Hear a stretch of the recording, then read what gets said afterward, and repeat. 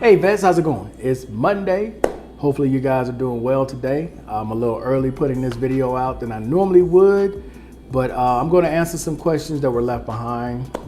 So hopefully this helps some of you guys out.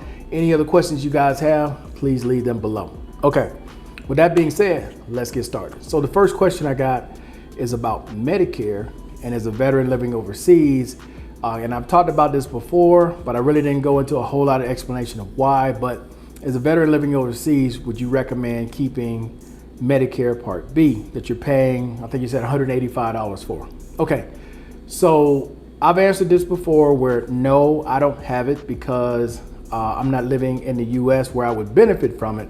Even if I was living in the US, to be quite honest with you, I don't think I would have got it anyway, because everything that I was doing before, I was doing through the VA. So now I would tell you this, honestly, I would tell you to call Social Security if you plan on moving overseas and living overseas full time. That's the key word, full time. Because if you're only going for a couple of months and then you're going back to the States, and then you go for a couple of months and you come back to the States, then that's a little different situation, especially if you're not fully covered with the Department of Veterans Affairs, you don't have any other insurance outside of that, then that's something you're gonna have to really think about.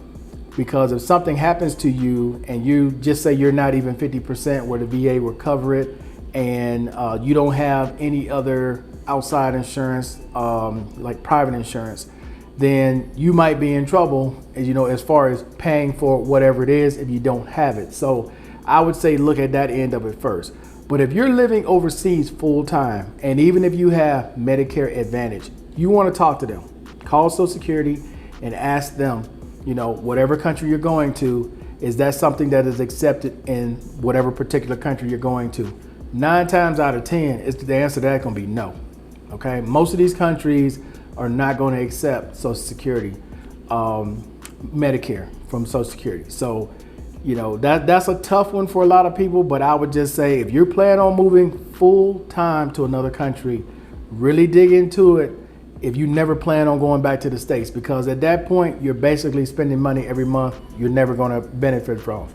But if you're going back and forth to the States every 3-4 months, 5 months, 6 months, whatever it is, then yeah, that's something you may want to consider, especially if you're not fully covered with the VA and you don't have private health insurance outside of that.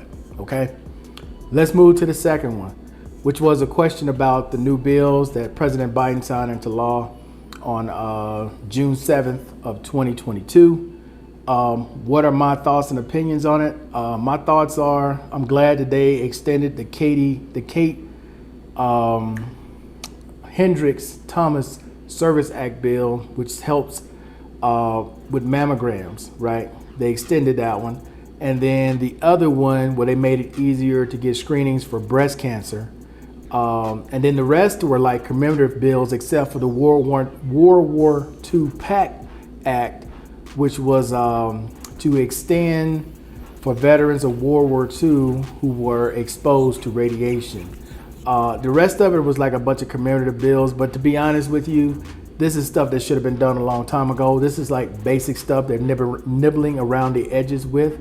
I'm waiting to see what they really do with the burn pit bill, if that's going to get passed, because there's a few senators who are holding out on that. But my overall thought is I'm glad that they're doing things, but they're doing the bare minimum. There's a lot more they could be doing. When it comes to defense, they make no excuses about the money that they're going to spend on defense. But when it comes to human lives and things that have happened after people have served, well, there's always a limit, there's a cap, there's only so much we can do. But not when it comes to defense. So that's basically my response on that, man. Kind of read between the lines. Okay, other than that, man, hey, I appreciate everybody watching as always. Please like, share, and subscribe. And until the next time, guys, I am out.